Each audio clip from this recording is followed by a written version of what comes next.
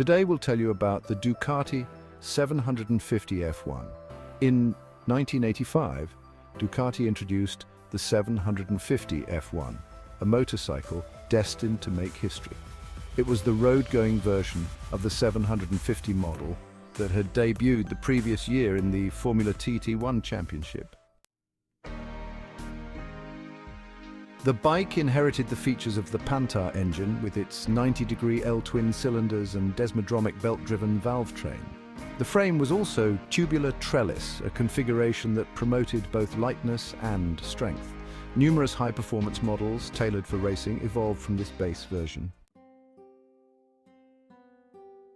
In the 1980s, the F1 designation was not yet associated with automotive racing, but rather evoked Ducati. This was not due to any ties to Formula 1 racing, but because the Borgo Panigale bike competed in the Formula TT1 World Championship, often simply referred to as F1. Ducati claimed 4 world titles in this arena, positioning the TT competitions as a continuation of the famous 1972 Imola 200-mile race and as a consolation for the discontinuation of the GP 500 project. The establishment of Formula TT, initially hosting races exclusively on the Isle of Man, was seen as a form of consolation granted by the Fédération Internationale de Motocyclisme (FIM) to the British Federation. By that time, the Tourist Trophy, or TT, had become a race largely reserved for British riders.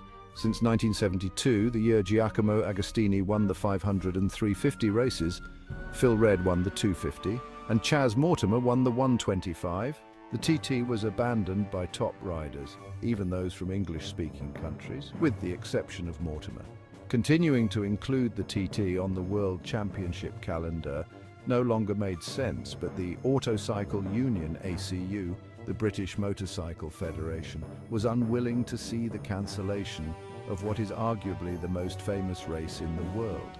After extensive negotiations, a compromise was reached. The TT would exit the World Championship, but would become part of a new autonomous format that continued to award a world title, actually 3 titles.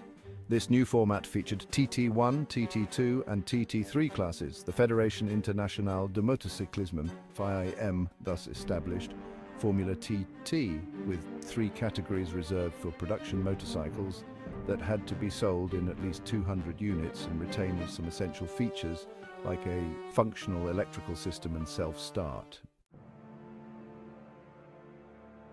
These regulations made Formula TT a haven for 4-stroke motorcycles with displacement limits up to 1000 cc for TT1, 600 cc for TT2 and 400 cc for TT3. Formula TT's fame also spread to Italy thanks to Mike Hailwood and Ducati, who won the F1 at the Isle of Man in 1978. At the age of 38, Hailwood returned to racing and triumphed on a Ducati, giving rise to the legendary 900 MHR, or Mike Hailwood replica. In 1981, Tony Rutter claimed victory in the F2 class on a Ducati derived from the Pantah 600, marking the beginning of a string of triumphs in the category. With 4 consecutive TT2 world titles, Ducati began to set its sights on the TT1 class, especially after the FIM introduced a 750cc displacement limit in 1984. The maximum displacement of 750 cm3 became mandatory for the endurance class, pushing Ducati to develop an enlarged version of the 600 TT2. With victories in the 24 Hours of Montjuic in 1984 and numerous successes in Italy, Ducati had the credentials to debut a 750 road-going model in 1985, the F1. Until 1983, Ducati was a publicly owned company under the control of Finmeccanica. The agreement with Cagiva stipulated that Ducati would cease motorcycle production and focus solely on engine manufacturing for Cagiva. However, Ducati continued to produce its own motorcycles, and 2 years later, Cagiva acquired Ducati. The Ducati 750 F1, produced in 1985, was initially intended for foreign markets, but was later sold in Italy as well. It reflected the aesthetics of the racing version, a tricolor livery, aerodynamic fairing, and a single-seat saddle. The riding position was sporty and compact with low handlebars and high foot pegs.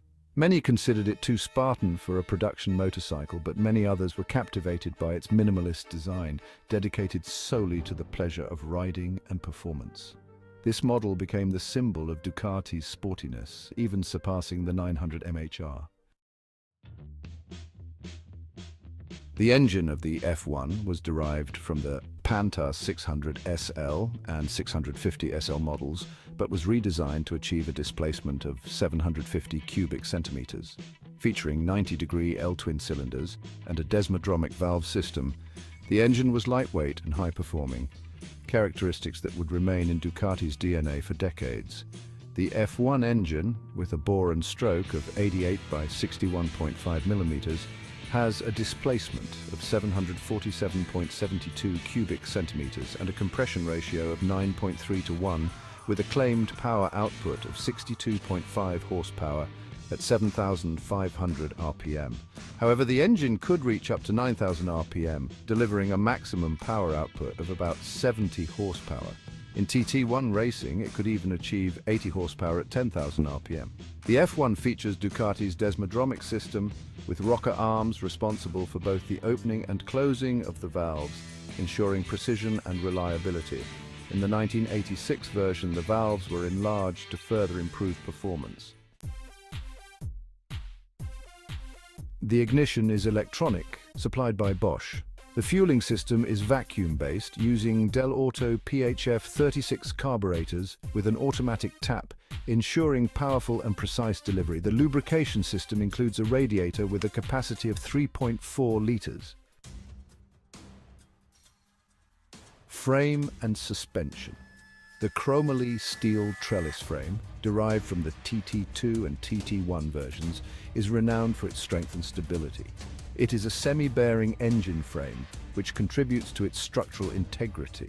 The fuel tank, initially made from lightweight alloy in 1985 and later from sheet metal, has a capacity of 22 liters. The suspension system originally featured a 40mm Marzocchi fork, adjustable for compression and rebound. This was later replaced by a Forcell Italia fork. The rear suspension included a Marzocchi shock absorber, also adjustable. The swing arm is made of chromoly steel and is mounted on bronze bushings, with the pivot passing through the engine crankcase. The wheels are lightweight alloy spoke rims from Oscom with a 2.50 by 16-inch front and a 3.00 by 18-inch rear. The only change between the two versions was the color, which shifted from yellow-orange in the first to red in the later version. The braking system is supplied by Brembo with two 280mm floating discs at the front and a 260mm rear disc. All three discs are floating in the first version. However, the second version adopted a fixed rear disc, abandoning the floating design. Weighing just 175 kilograms, dry weight, and reaching a top speed of around 200 kilometers per hour, the 750 F1 proved competitive both on the road and on the track. Notable achievements include Virginio Ferrari's victory in the 1985 Italian F1 Championship and Marco Lucchinelli's win at the Battle of the Twins at Daytona. Despite its excellent performance, attractive design, and impressive racing results, the 750 F1 didn't achieve stellar sales figures. Between 1985 and 1986, only 1,801 units were produced. However, its legend is not defined by sales, but by its sporting success. Ducati commemorated its victories with special editions such as Montjuic, Laguna Seca, and Santa Monica. For engine parts and other accessories, visit thekingofficeton.com, where you can find parts for both vintage and modern motorcycles.